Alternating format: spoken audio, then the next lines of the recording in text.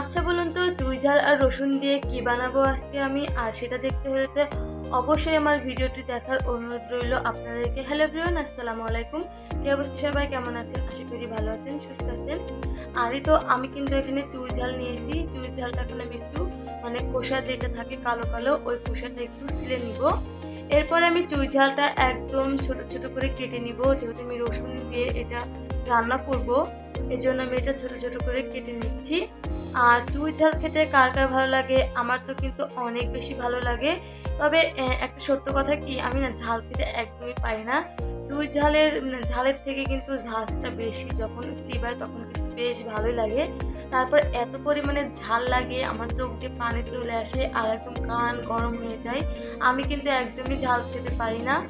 আর এই তো এখন রসুনগুলা আমি একটু ছুলে নিব, উপরের যে খোসাটা থাকে ওইটা আমি এখন ছুলে নিব। আর এই তো আমার এগুলো কিন্তু কাটা হয়ে গিয়েছে।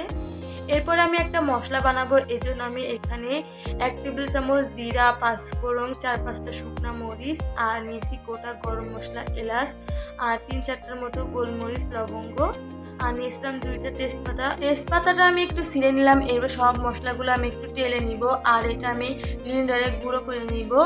আর এই তো এখানে প্যানে আমি সরিষার তেলটা দিয়েছি, হালকা গরম হলে এখানে আপনার চুই ঝাল আর ওই রসুনটা আমি দিয়ে দিলাম।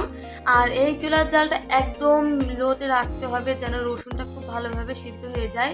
তারপরে দিয়ে দিলাম 1 চামচ 5 ফোড়ন আর 4-5টার মতো শুকনা মরিচ।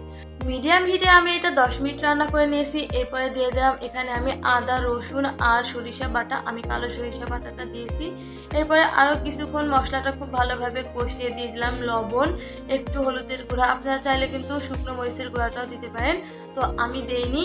আর এই তো এখানে দিয়ে দিলাম আমি তেঁতুলের পাল্প, এটা দিলে কিন্তু আচারে সুন্দর একটা ঘ্রাণ, সুন্দর একটা ফ্লেভার আসে। আর দিয়ে দিলাম চিনিটা দিলে কিন্তু আচারে সুন্দর একটা কালার আসে। আর এই তো দিয়ে দিলাম ভিনেগারটা দিলে কিন্তু আচারটা আপনার কোনোভাবেই নষ্ট হবে না, এটা আপনি সারা বছর রেখে দিতে পারবেন, রোদে না দিলেও হবে। তারপরে ওই তো যেই মশলাটা গুঁড়া করে রেখেছিলাম ওইটাও দিয়ে দিলাম। এরপরে একটু নেড়ে চেড়ে নিব, নামানোর আগে এই মশলাটা দিতে হয়। আর এই তো আমার কিন্তু রসুনের আচারটা কিন্তু হয়ে গিয়েছে। আর এই আচারটা কিন্তু অনেক অনেক বেশি মজা হয়েছিল।